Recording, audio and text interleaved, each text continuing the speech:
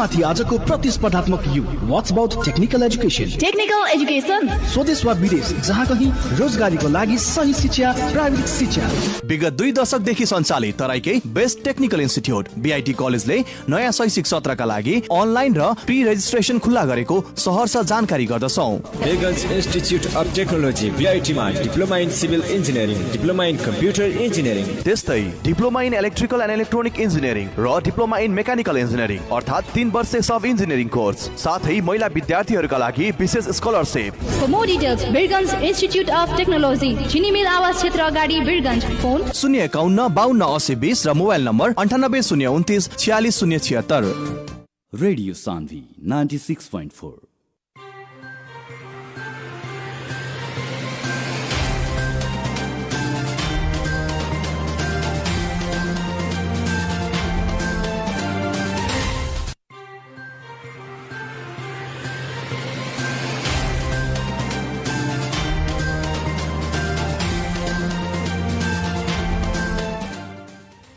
प्रणाम।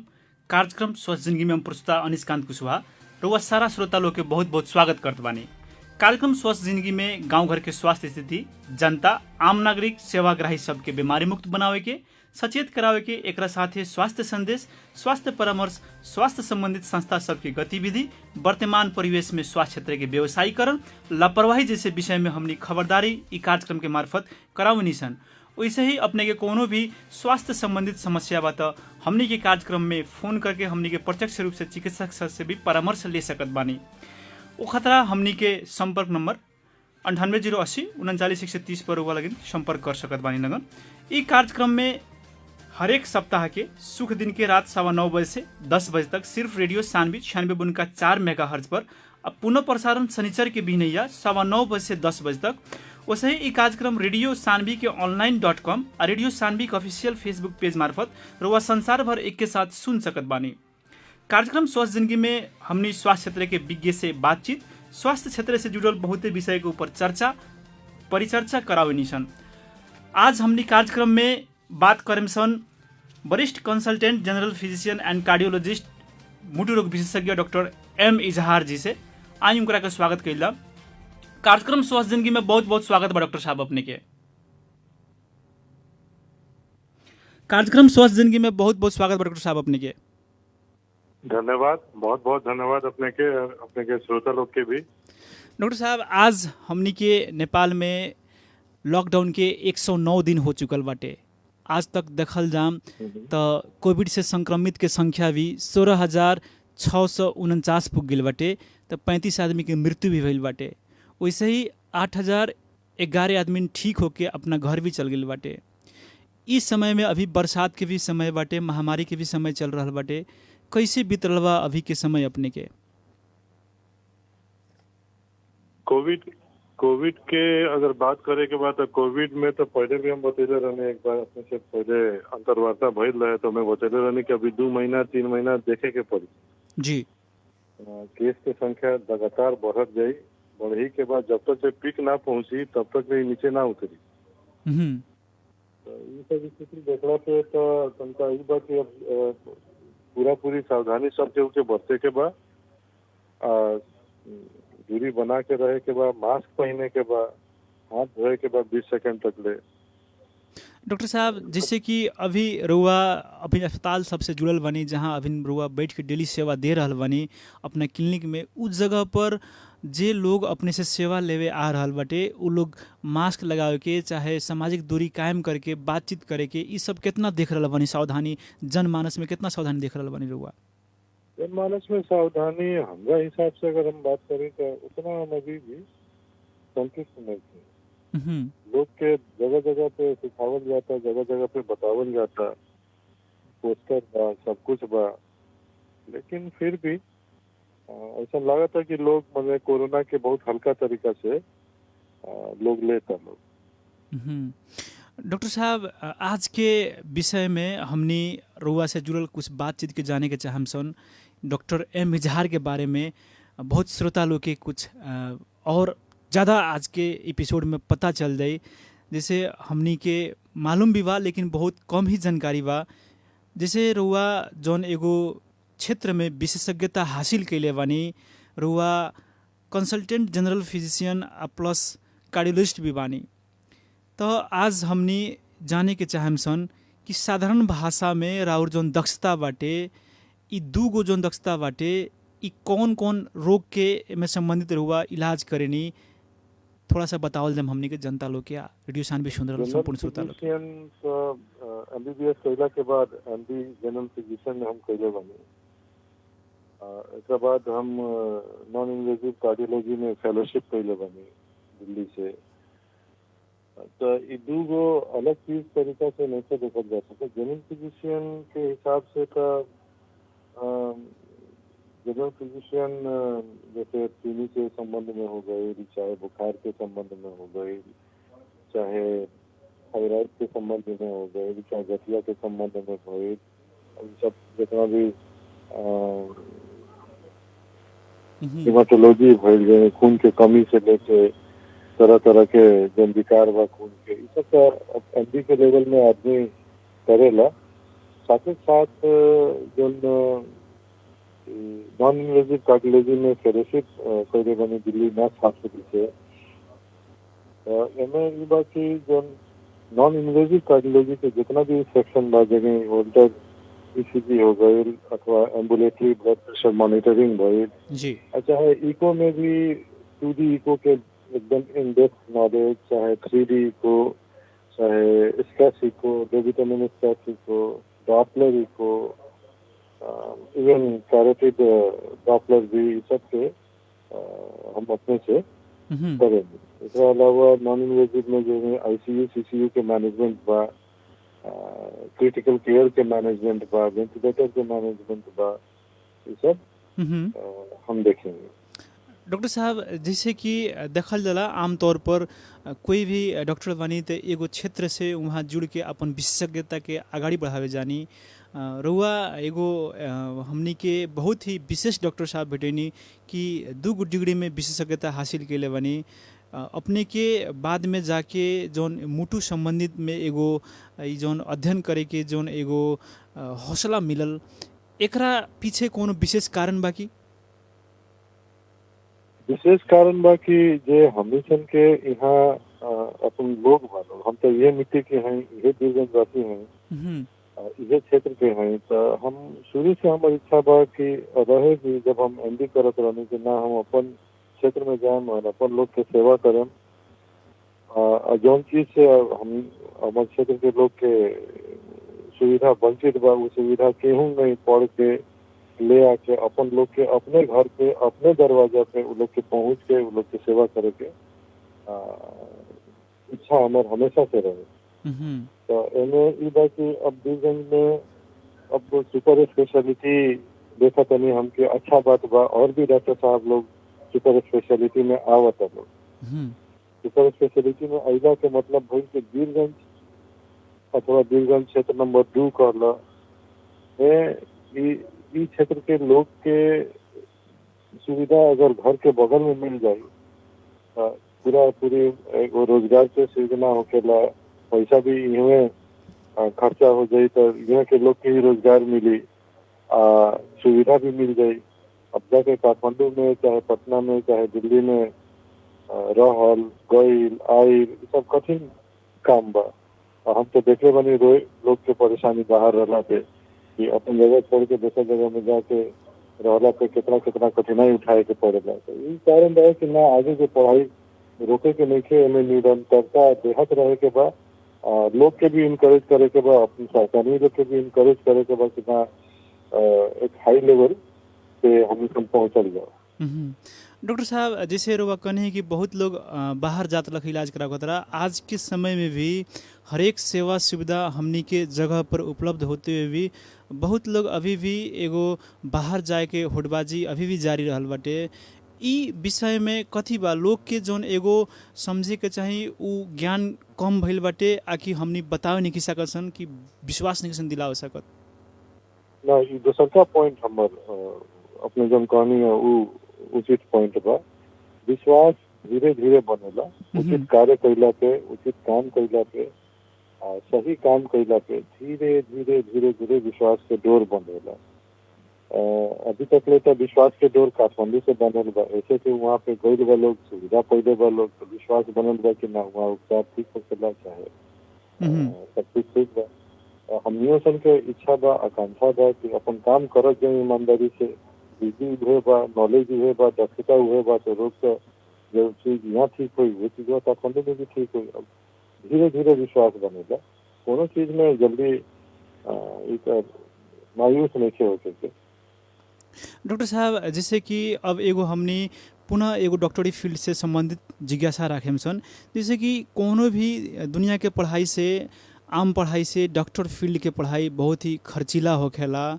उमे एगो साधारण किस्म के आदमी अध्ययन करे खतरा भी एक किस्म के सपने रहेला। बहुत ही टैलेंटेड लोग भी इस कोर्स ना पूरा कर सकेला।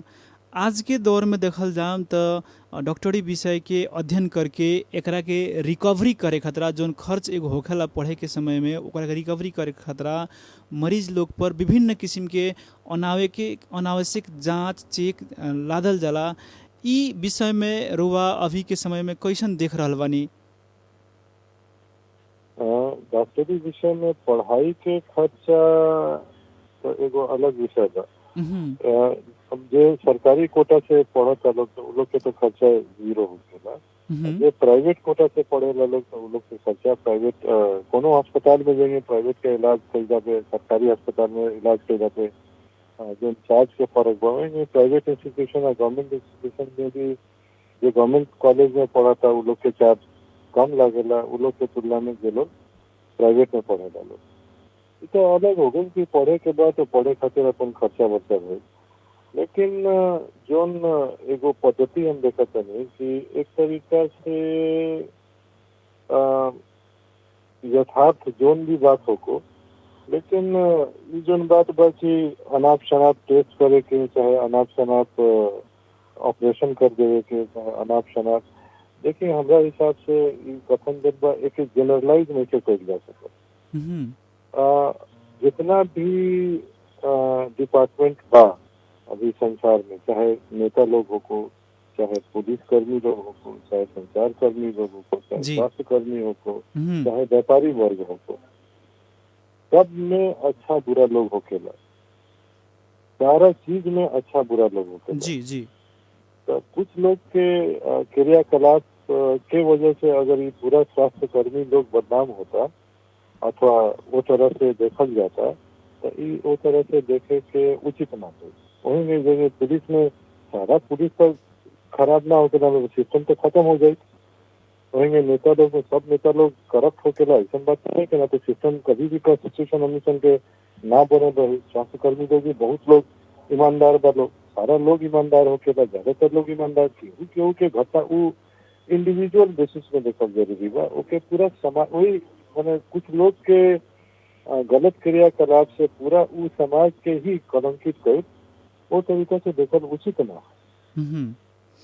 ईमानदारी हर फील्ड में, हर कम्युनिटी में, हर लाइन में अच्छा बुरा लोग बा लोग।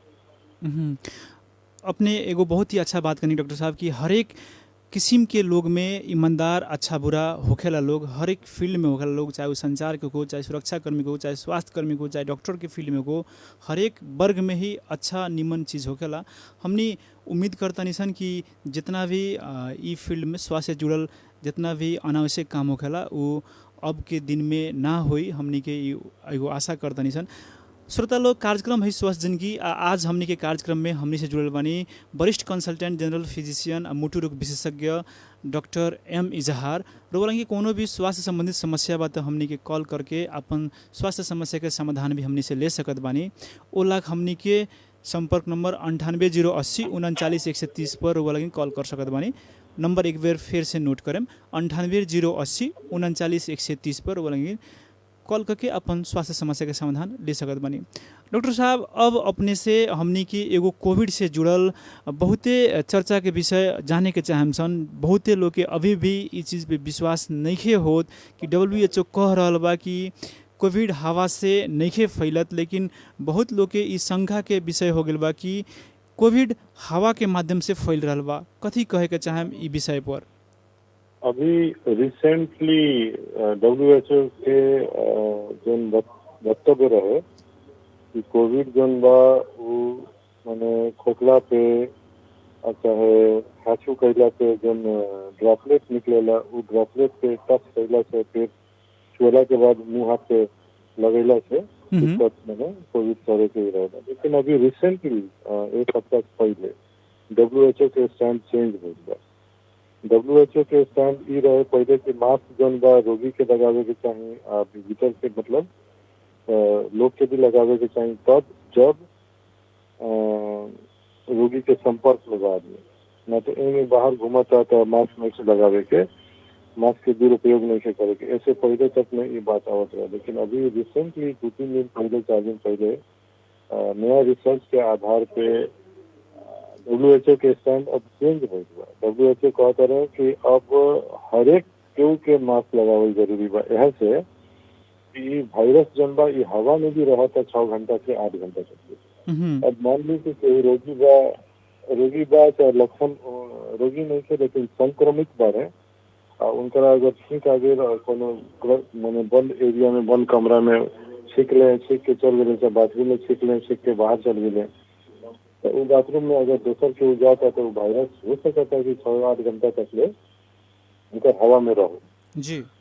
तो WHO के अब तनका नया पर के प्रोटोकॉल तनका चेंज होता है। मैं ये बात कि सब केहू के मास्क लगावे के बाद अपने बाहर जब जाए पब्लिक प्लेस में जाए केहू से मिली बिना मास्क मत चले। डॉक्टर साहब जैसे कि ई जौन एगो कोविड के समस्या बाटे एकरा में ई भी बात सुने के आयल हवे कि जौन एगो थूक के जौन छीटा सब बड़ा सन उ 2 दिन तक ले ही रह जाते उस जगह पर, एक जगह पर जौन जगह पर आदमी खोखता चाहे छींकताटे छोटा छोटा ड्रॉपलेट 2 दिन तक ही रहताटे। एमे कितना सत्यता बाटे?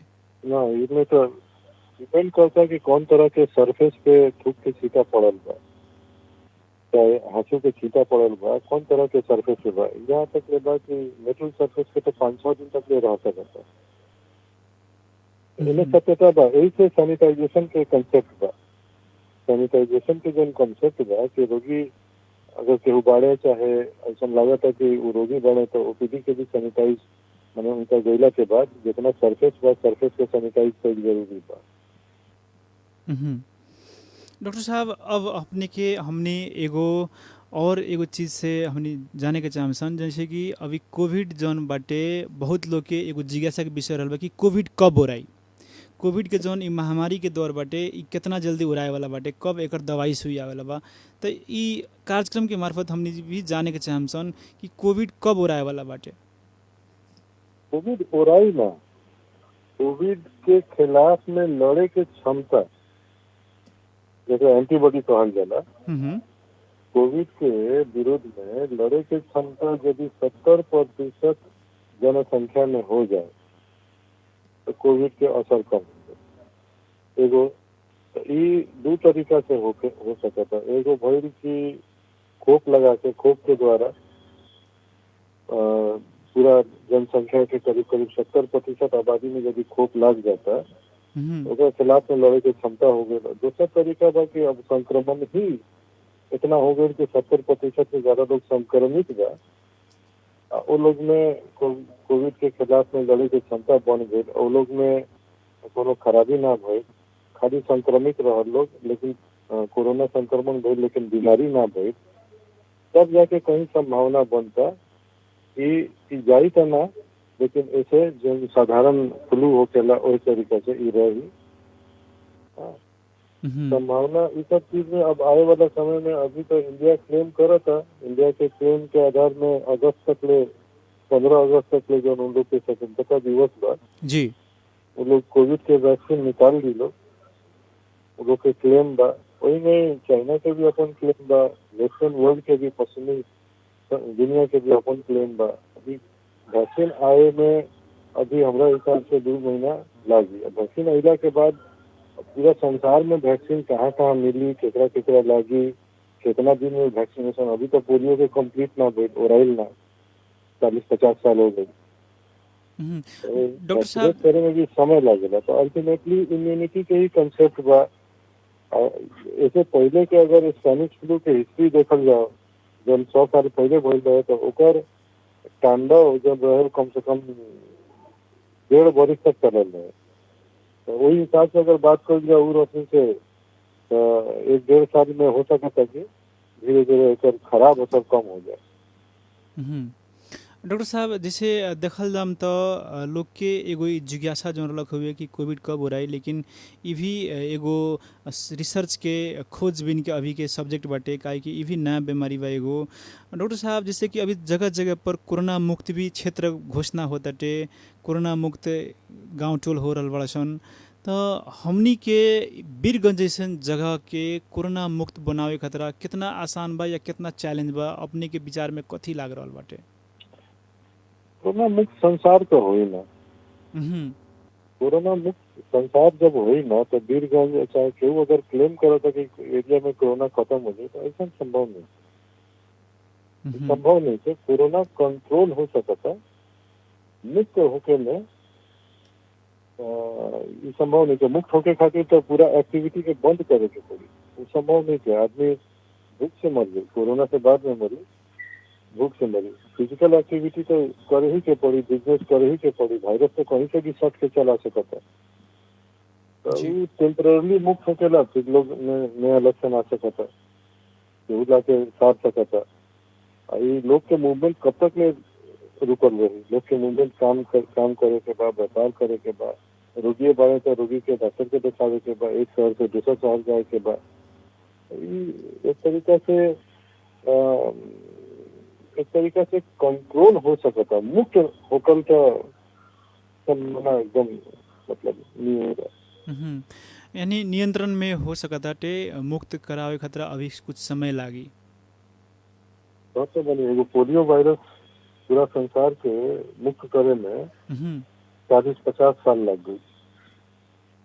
जी डॉक्टर साहब जैसे कि हर एक आदमी के जेकर फील्ड रहेला उ फील्ड में ओकरा एगो अच्छाई नजर आवेला, चाहे उ कोनो सुरक्षा कर्मी होखस चाहे स्वास्थ्य कर्मी होखस, उनकर एगो बचपने से ही एम रहेला कि हम कौन क्षेत्र में लागेम, तो उ फील्ड के लेके वो लोग के एगो अपन पॉजिटिव धारणा रहेला कि हई कारण से हम ई क्षेत्र में लागेम। रुआ एगो वरिष्ठ डॉक्टर बानी, ई फील्ड में लागे के भी पीछे कोनो एगो बहुत ही अच्छा कारण हुई, तो हमने जाने के चाहम सन कि डॉक्टर एम इजहार के ई डॉक्टरी फील्ड में चिकित्सकीय क्षेत्र में आवे के कौन ऐसन का चीज रहे कि अपने आकर्षित भइने इस फील्ड में आवे खतरा? बचपन से आदमी के एगो इच्छा रहे डॉक्टर साहब देखे हम देखी तो मन करे कि ना हम डॉक्टर कोनो दिन बने, एक ना दिन बनबे करे। तो बचपन में ही आदमी एगो एम ले लेला, धीरे धीरे जो चीज अच्छा लागेला आदमी वो सपना देखेला, वही हिसाब से आदमी हिड़ेला चलेला। और जब तू अपन सपना देख ले, जब मछली के आँख दिखाई दी और देहे लगी तो फिर तो वही नहीं लगी। यही वजह से बचपन से एगो इच्छा रहे हमेशा कि लोग के मतलब बीच में रही और लोग के सेवा करनी, यही कारण रहे जुड़े खातिर। अल्टीमेटली जब अभी निमन लागे वाला बात अगर अपने काम पे जब रोगी ठीक होके जाला, आशीर्वाद देवेला, खुश हो जाला, तो उसे देखी सेटिस्फैक्शन दोसर कुछ ना मिलेगा। आदरणीय श्रोता लोग, कार्यक्रम स्वस्थ जिंदगी में अब बेला भइल बाटे एगो छोट व्यापारिक विश्राम के। सुनत रही रेडियो सानवी 96.4 मेगाहर्ज। हमनी विश्राम के बाद अइबे करेम सन।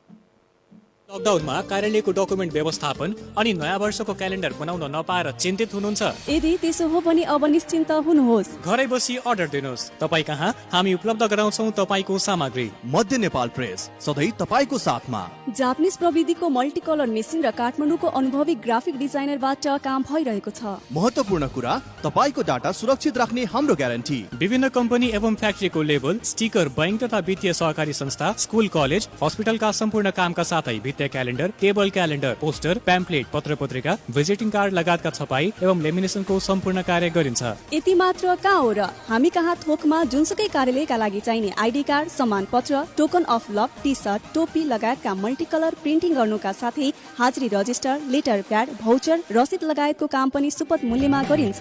जानकारीका लागि मध्य Nepal media private limited, Panitanki Birgunj. Phone number 051 526 235, mobile number 98 111 073 87। SE पछिको अध्ययनको लागि चिन्ता? अब ढुक्क हुनुहोस्। हजुर, विगत 2 दशकदेखि गुणस्तरीय शिक्षा प्रदान गर्दै आइरहेको यस सेन्ट जेभियर्स माविले यही नयाँ शैक्षिक सत्रका लागि कक्षा 11 मा साइन्स, एग्रिकल्चर, म्यानेजमेन्ट र लमा एडमिसनका लागि अनलाइन रेजिस्ट्रेसन फर्म खुल्ला गरेको छ। अनलाइन फर्मका लागि सेन्ट जेभियर्स सेकेन्डरी स्कुल वीरगञ्जको फेसबुक पेजमा गएर अनलाइन एडमिसन फर्म भर्न सक्नुहुनेछ। Seats are limited, so hurry up. For more details, please contact us. St. Xavier Secondary School, managed by Buddha Foundation, power house Birgunj, राष्ट्रिय वाणिज्य ब्याङ्कको अपोजिटमा। सम्पर्क नम्बर 051 533 007 र mobile number 98 550 36 235। Congratulations to all SCE graduates. Birganj Public College, the best way school in the region. सन् 2018 र 19 को the best B school of province 2 बाट सम्मानित, साथै प्रदेश नम्बर 2 के एकमात्र आईएसओ मान्यता प्राप्त कलेज हो वीरगञ्ज पब्लिक कलेज। यसै शैक्षिक सत्र 2077 का लागि वीरगञ्ज पब्लिक कलेजले कक्षा 11 मा व्यवस्थापन संकायका लागि मर्निङ अनि डे शिफ्टमा भर्ना खोलेको जानकारी गराउँदछौँ। साथै यही शैक्षिक सत्रबाट कम्प्युटर विषय पनि अध्यापन गराइनेछ। एडमिसन फर्म र प्रोस्पेक्टस यही असार 17 गतेबाट वितरण भइरहेको छ।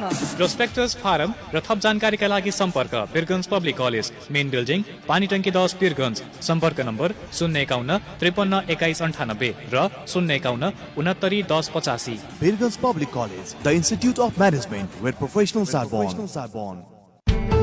Birganj College proudly announces online admission intake for +2 in Management, Law, Education and Journalism for the academic year 2077. 100% सम्म स्कलरशिप सुविधा भएको त्रिभुवन युनिभर्सिटीबाट मान्यता प्राप्त वीरगञ्ज कलेजले शैक्षिक सत्र 2077 का लागि अनलाइन एडमिसन खुल्ला गरेको छ। अनलाइन फर्म www.birganjcollege.com अथवा वीरगञ्ज कलेज प्राइभेट लिमिटेड को एप डाउनलोड गरी पनि भर्न सक्नुहुनेछ। सुविधा सम्पन्न यस वीरगञ्ज कलेजमा पाठ्यपुस्तकको व्यवस्था, ट्रेनिङ, सेमिनार, वर्कशप र इन्डस्ट्रियल टुरको फ्यासिलिटी, वेल म्यानेज क्लासरुम, यातायातको सुविधा भएको। Regular internal evaluation examination well qualified र एक्सपिरियन्स फ्याकल्टी मेम्बरद्वारा अध्यापन गराइन्छ, साथै जब प्लेसमेन्टको ग्यारेन्टी।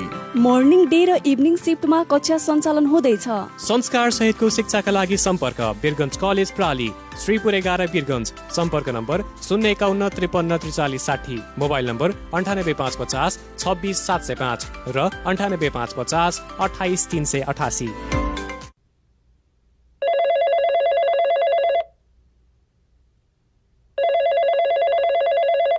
हेलो हजुर दाइ, के छ भाइ खबर? के हो, तिमी त घरबाट कहिले पनि निस्किँदैनौ त? कहाँ निस्किनु दाइ? अहिले कोभिड महामारी रोकथामका लागि सरकारले लकडाउनको घोषणा गरेको छ, अनि यस्तो महामारीका बेलामा घरबाट कसरी बाहिर निस्किनु?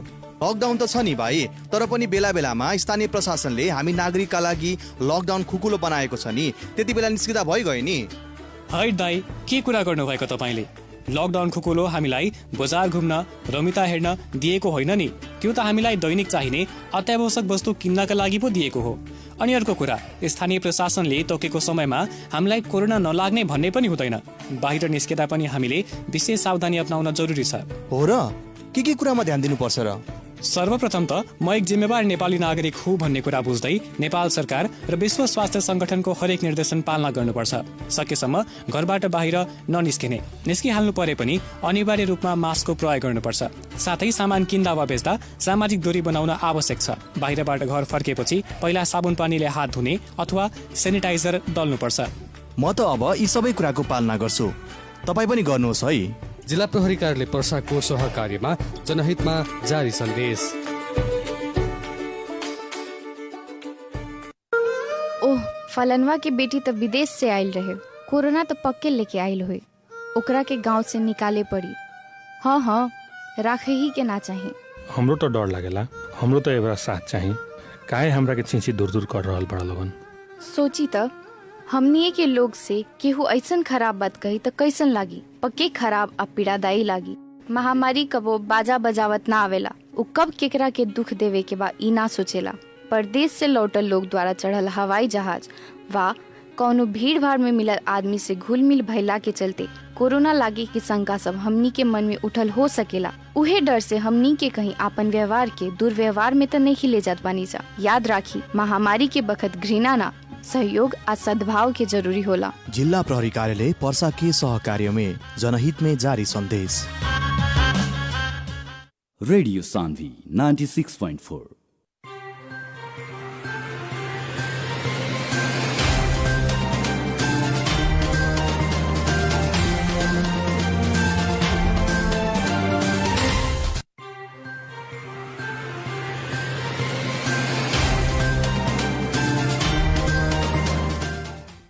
स्वागत बा कार्यक्रम स्वस्थ जिंदगी में। ये छोट व्यापारिक विश्राम के बाद आज हमने कार्यक्रम स्वस्थ जिंदगी में वरिष्ठ कंसल्टेंट जनरल फिजिशियन मुटु रोग विशेषज्ञ डॉक्टर एम इजहार सर से बातचीत कर रहा बानी सन। आई उनकरा के फिर स्वागत कइलाम ई व्यापारिक विश्राम के बाद। डॉक्टर साहब स्वागत बा ई व्यापारिक विश्राम के बाद अपने के बहुत बहुत कार्यक्रम स्वस्थ। धन्यवाद बा अपने के। डॉक्टर साहब जैसे कि अपने के एगो अनुभव जन बतैनी है हमने के बहुत ही अच्छा अनुभव रखा। वैसे ही कोविड के संबंध में, वैसे ही डॉक्टरी पेशा के संबंध में ऐसा का बहुत चीज़ बात बतैनी है।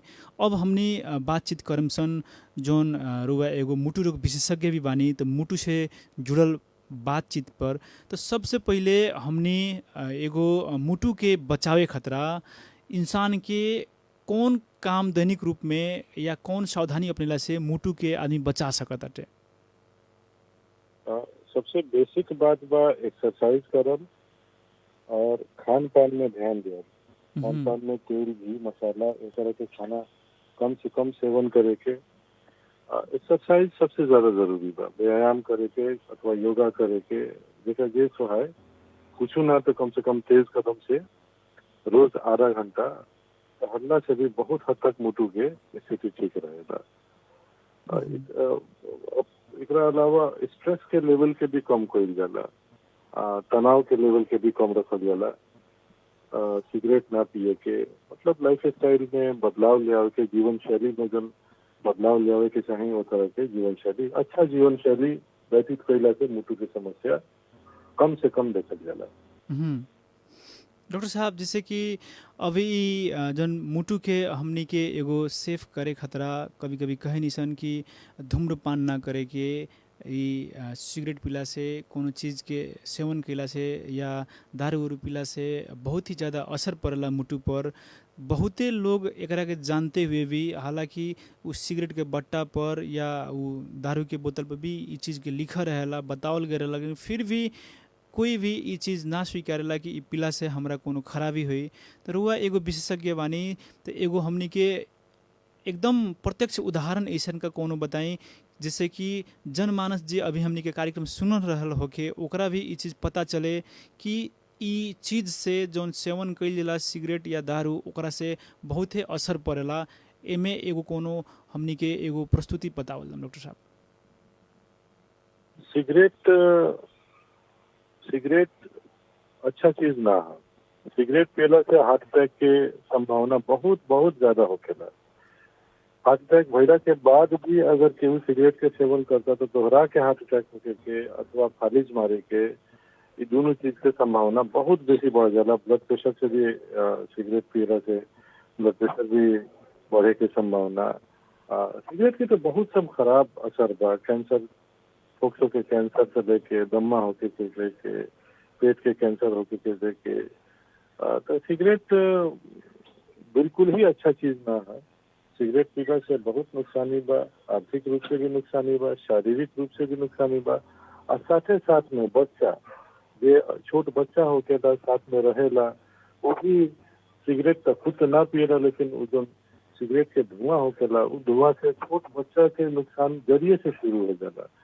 तो सिगरेट के तो हमेशा से बहिष्कार करे के चाहिए, छोड़े के चाहिए। हमारा हिसाब से सिगरेट के बारे में या कोनो दुर्व्यसन के बारे में छोटा समय से ही, बच्चा काल से ही परिवार के अंदर, परिवार के बाहर, समाज के अंदर, समाज के बाहर, स्कूल के अंदर, स्कूल के बाहर जरिए से बच्चा के सिखावल जरूरी बा कि कौन कौन चीज हानिकारक बा, कौन कौन चीज लाभदायक बा। जैसे सिगरेट भइल, शराब भइल, सिगरेट लगाए के और सब भी जितना पदार्थ होकेला वो सब भइल। ये सब चीज के बारे में बचपन से अवेयरनेस ले आल जरूरी बा, बचपन से लोग के बतावल जरूरी बा कि चीज ठीक नहीं। डॉक्टर साहब, अब हमने रुआ से जाने के चाहम सन कि एगो समय रहे जौना समय में संक्रामक रोग से, कम्युनिकेबल डिजीज से पूरा दुनिया ही हैरान रहे, लेकिन ई कोविड से पहले ई चीज बतावल जात रख हुए कि नॉन कम्युनिकेबल डिजीज यानी जौन रोग संक्रामक नहीं खे, ब्लड प्रेशर से चाहे हार्ट के समस्या से, ई समस्या अभी के समय में ज़्यादा ही बढ़ल रख हुए। ई जौन संक्रामक रोग सब रहसन ओकनी से ज़्यादा ही एकनी जान लेत रह सन, या एकनी के दिन पर दिन संख्या ज़्यादा बढ़त रख हुए। ई कितना सत्य बाटे ई चीज में? ना, एमें बहुत सच्चाई बा। जगह जगह सभ्यता, हम सब के जो सभ्यता बढ़ेला, जगह जगह शिक्षा आवेला, साफ सफाई बढ़ेला, तो ऐसे फायदा ई होकेला कि जितना भी संक्रामक रोग बा, एक दूसरे से फैले वाला रोग बा, लंगकुटे वाला रोग बा, धीरे धीरे कम होकर चल जाला। ये कारण बा कि अमेरिका में चाहे यूरोप में इन्फेक्शन वाला रोग बहुते कम होकेला। उन्हें अगर बुखार आई तो बुखार आए के कारण शुरू में ही बात रोग समझल जाला, टाइफाइड मलेरिया ना समझल जाला। अपने यहाँ ये तो रोग बटले बा, टाइफाइड मलेरिया चाहे संक्रामक रोग के समस्या या सरुआ रोग के समस्या ये तो बटले बा। साथ साथ जौन वेस्टर्नाइजेशन भइल बा, पश्चिमी सभ्यता के हमनी सन के अपनेले बनी सन, खाए पिए से लेके अब जितना भी अब तो पहले साइकिलो आदमी चले, तो अब तो मोटरसाइकिल हो गई, साइकिल छोड़ देलक आदमी, देखा देखी कार हो गई, गाड़ी हो गई। लोग के ऊपर वाला के मेहरबानी से पैसा भी भइल, तो लोग में आराम तर भी आ गई। तो ये सब होखला के कारण से नॉन कम्युनिकेबल डिजीज हमनी सन के एरिया में भी बढ़ोतरी में बा। डॉक्टर साहब, अब जिससे कि ई तथ्य सब कोई जान गए कि नॉन कम्युनिकेबल डिजीज जौन रोग संक्रामक नहीं खे, उ रोग से पूरे दुनिया ही पीड़ित बाटे, तो ऐसन समय में हमनी के ई नॉन कम्युनिकेबल डिजीज से बचे खातिर कैसन हमनी के सावधानी अपनावले तो हमनी बच सकता नहीं सन? डॉक्टर साहब, अभी के हमनी के साथ जुड़ल बनी कोई श्रोता लोग, उनकरा से आई बातचीत कैलम। नमस्कार। अरे नमस्कार सर। कहाँ से की बोल रहा बानी? हम रोहतास से सर बोलते हैं। हमारा नाम अख्तर हुसैन अंसारी है। अख्तर हुसैन जी, आज हमनी के साथ बानी कार्यक्रम स्वस्थ जिंदगी में वरिष्ठ जनरल फिजिशियन और मोटर रोग विशेषज्ञ डॉक्टर एम इजहार जी, उनकरा से अपन प्रश्न जिज्ञासा राखेम। जी बोली। कोरोना के बारे में, कोरोना कब तक चली, इससे बचे खातिर कुछ कैसे उपाय अपनावे के पड़ी हमनी सबके? और भी कोनो जिज्ञासा बाकी अपने के? जी ये पूछेगा बस, और कुछ नहीं। डॉक्टर साहब, एक बारे में कुछ जवाब दिलर नहीं है, फिर भी अपने के जिज्ञासा हमने रखा तनी सन, सुनत रही कार्यक्रम स्वस्थ जिंदगी। से बचे खातिर जो सरकार के निर्देश बा, WHO के जो निर्देश बा, ये है कि मास्क अपने सब केहू लगाई लोगन, साथ में हाथ के कम से कम 20 सेकंड तक धोई, भीड़ भाड़ मत करी, भीड़ भाड़ वाला जगह में सबको जरूरत नहीं है तो मत जाई, अगर जाही के बाद तो दूरी बना के कम से कम 3 फीट की दूरी बनाई, मास्क लगाई। डॉक्टर साहब, जिससे अभी के समय में कोरोना से बचे खातिर एगो हमनी के देखल जाओ तो शंका कैल भी जरूरी बा, तो केकरा पर शंका कैलाम या ना कैलाम ये एगो बहुत ही मुश्किल के विषय बा। जैसे अपन घर के सदस्य लोग भी बाहर जा रहल बाटे, फिर घर के अंदर आ रहल बाटे, तो ये थोड़ा सा एगो चैलेंजिंग के विषय लाग रहल बा। एमे कोनो ऐसन का किस्म के उपाय बा जौन की हमने थप सतर्क हो सकी सन? एमे उपाय सतर्कता खातिर लक्षण तो खास में नेपाल में ज्यादा लोग के नहीं किया हुआ जी, कहावत 99.5% लोग के लक्षण नहीं के, तो हमरो मालूम नहीं के, केहू के मालूम नहीं के कि केकरा बा केकरा नहीं के। एमे उपाय बस ये बा कि मास्क पहनी, दूरी बनाई, बाहर से जब भीतर आई, घरे आई तो पहले सबसे पहले हाथ पर मुंह धो के कपड़ा बदल के तब घर के अंदर घुसी, और अगर हो सकता तो नहा के घर में जाए, जैसे कि बाहर की चीज बाहर रह जाओ, हाथ गोड़ में कुछ ना लागल रहो, तो एक तरीका से बचल जा सकता। डॉक्टर साहब जैसे हमने कुछ बात करनी सन जौन रोग संक्रामक नहीं खे उ रोग आजकल बहुत ही ज़्यादा तेज गति में फैल रहा बाटे। तो ई कोविड के समय में ई जौन कुछ रोग रहा सन नॉन कम्युनिकेबल डिजीज ओकरा के विज्ञ लोग बतैलक है कि उ लोग कोविड के और ज़्यादा मार में बाटे। जैसे कि नॉन कम्युनिकेबल डिजीज में डायबिटीज़ भइल सन, मुटु रोग भइल लोग, एकरा के विशेषज्ञ लोग कहत लख कि ई लोग उच्च जोखिम में बाटे कोविड के। एमे कौन कारण रख हुए? जितना भी पुरान रोग होखेला जैसे डायबिटीज भइल, मुट्ठी के रोगी लोग भइल, चाहे किडनी फेल के रोगी लोग भइल, इ लोग के रोग से लड़े के क्षमता, चाहे उम्रदराज लोग हो गइल, जे वृद्ध लोग हो गइल, चाहे छोट बच्चा हो गइल, ये लोग में रोग से लड़े के क्षमता जो प्राकृतिक होखेला वो साधारण जनसंख्या के तुलना में कम होखेला। तो जे लोग में जिन्हें कैंसर के लोग हो गए, तो जे लोग में रोग से लड़े के क्षमता कम बा, तो ओमे कोविड के भयावह रूप देखल गईल बा। अभी तक के कोविड जहाँ जहाँ गईल बा ये लोग में बेसी समस्या भइल बा। डॉक्टर साहब जैसे कि अभी अपने दैनिक रूप में सेवा प्रवाह करल बनी, अगर वरिष्ठ कंसल्टेंट फिजिशियन मुटु रोग विशेषज्ञ डॉक्टर एम इजहार से कोई के सेवा लेवे को ही, तो अभी के समय में महामारी के समय में रुआ से कहाँ भेंट या कौन समय में अपने से लोग मिल के सेवा ले सकता? अभी बनी IN सुपर स्पेशलिटी सेंटर कह के नारायणी अस्पताल के बगल में, ब्लड बैंक के ठीक बगल में हमार क्लिनिक बा।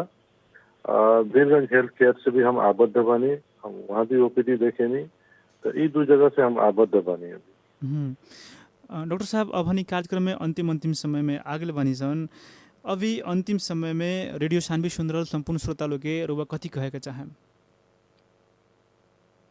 हम तो ये कहें कि सब लोग खुश रही लोग, स्वस्थ रही लोग। अब थोड़ा सा सावधानी बरतल जरूरी बा, ऐसे कि जब मार्केट में जाता नहीं तो लोग में हम तनका असावधानी देखे नहीं, मास्क लोग पहनत नहीं थे, दूरी बनावत नहीं थे, थोड़ा सभ्यता के ऊपर ले जाए के बाद हमनी सन के तो इस चीज के हमनी सन के माने के पड़ी। वही हिसाब से कि आप लोगों के दुख ना हो को, दूसरे लोग के भी कोनो दुख ना हो को। कोरोना के हराए के बाद तो कोरोना के हराए के तरीका से हराए के हुई, न तो कोरोना हमनी सन के हरा दी। बहुते व्यस्त समय के बावजूद भी रुआ हमनी के अपन महत्वपूर्ण समय आ महत्वपूर्ण विचार देनी, ई लाख रुआ के बहुत बहुत धन्यवाद। आप लोगों के बहुत बहुत धन्यवाद और अपने श्रोता लोग के भी बहुत बहुत धन्यवाद जो हम सन के बात। श्रोता लोग आज के कार्यक्रम स्वस्थ जिंदगी में प्रविधि के अनूप जी के हमने धन्यवाद देते हमने विदा होकर सुनत रही रेडियो सानवी 96.4 मेगाहर्ट्ज।